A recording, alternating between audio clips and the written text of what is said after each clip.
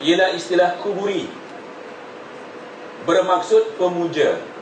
Fahami benar-benar arti kuburi: pemuja ataupun memuja, penyembah ataupun menyembah, atau penyeru, yakni menyeru orang yang di dalam kubur, yakni mayat di dalam kubur. Itu diseru, dipuja, disembah.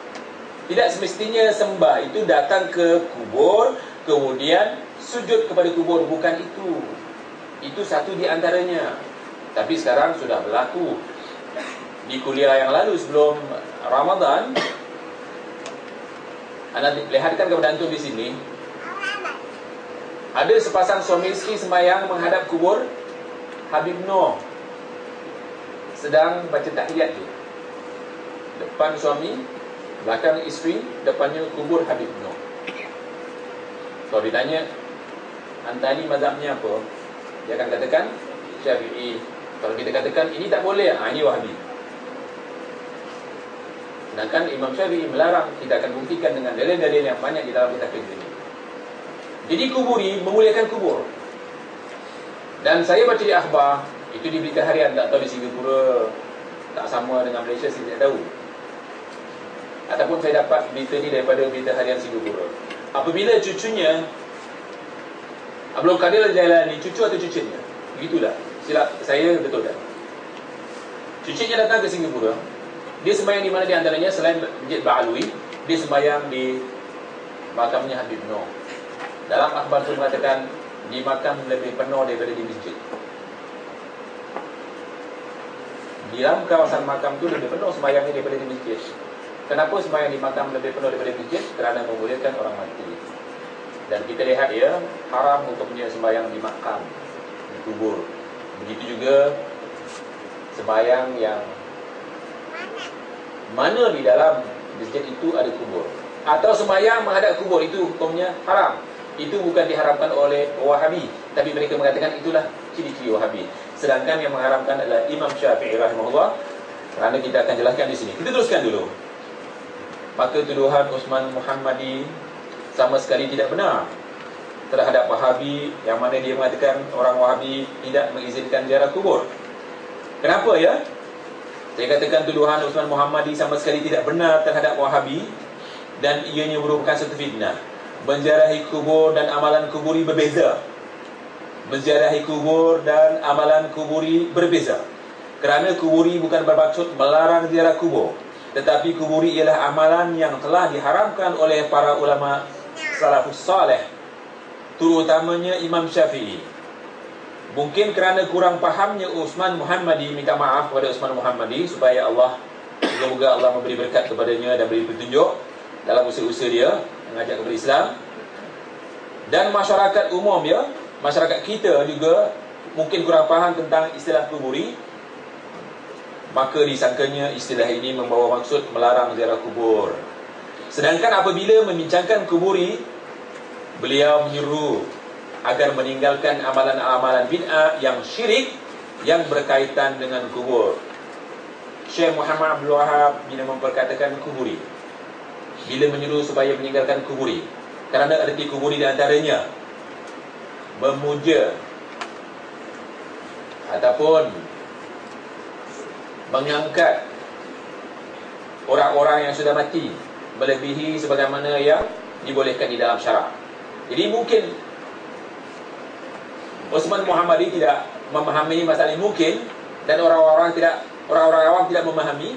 Disangkanya kuburi itu melarang orang pergi ziarah kubur, sedangkan kuburi artinya melarang orang galau kepada kubur ataupun keterlaluan. Ataupun kita teruskan kalimah kuburi.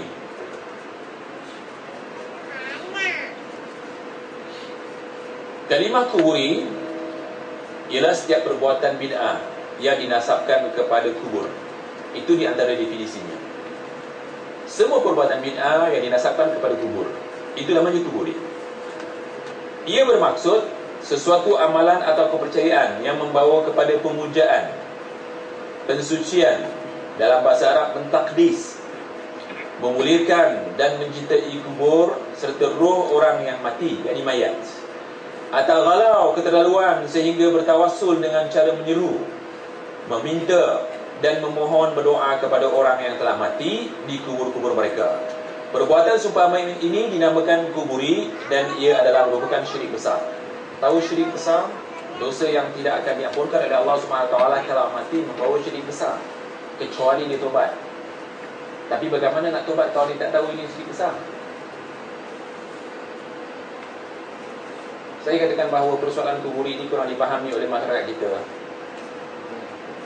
Boleh dikatakan hari-hari mereka buat amalan kuburi. Contohnya, sembahyang 5 waktu, kalau kita sembahyang di masjid, setelah berdoa panjang, lepas doa panjang tu mereka tak nak tutup, mereka katakan Al-Fatihah. Lepas Al-Fatihah baru doa yang kecil, doa yang pendek sebagai penutup. Betul tidak? Panggil Pak Imam yang agak faham sikit, kita tanya, apa erti Al-Fatihah? Ucapan Al-Fatihah. Kadang-kadang orang nak buka majlis Al-Fatihah. Apa erti Al-Fatihah? Antum semua kena faham. Erti Al-Fatihah, dia memberi maksud ila hadaratil Mustafa, Nabina wa Habibina wa Syafi'ina. Apa lagi? Wa Maulana. Siapa dia? Muhammadin sallallahu alaihi wasallam. Wa ila arwahi abaina wa ummahatina wa masyayikhina. Artinya, dan kepada arwah-arwah mak kita, yakni mak, nenek dan seterusnya. Bapak-bapak kita, yakni bapak, datuk dan seterusnya. Masyayikh artinya guru-guru, termasuk wali-wali. Maksudnya menghadiahkan Fatihah yang dia baca ini kepada orang-orang yang sudah mati. Kita dah bincang minggu lepas, Imam Syafi'i mengatakan menghadiahkan Fatihah kepada orang mati sampai atau tidak? Kalau dikatakan sampai, tak lempang dia. Sampai tidak? Tak sampai. Siapa mengatakan Imam Syafi'i? Jelas, tak sampai. Jadi ciri-ciri orang Syafi'i tentulah mengatakan tak sampai. Sebab mereka mengatakan yang merupakan orang berpahaman, satu pahaman bila mengambil ciri-ciri pahaman itu.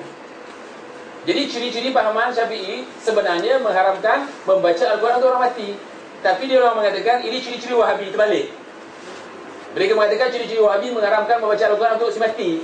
Sebenarnya yang mengharamkan Wahabi atau Syafi'i? Syafi'i. Kalau dikatakan jahilnya mereka, marah pula. Katanya kalimah ni kalimah yang tidak bagus. Rasulullahi kalau berdakwah kalimah ni apa, kotor, kasar, tak berakhlak, tak beradab, tidak ada adab dakwah, tak ada adab khilafiyah. Jadi dituduhkan kepada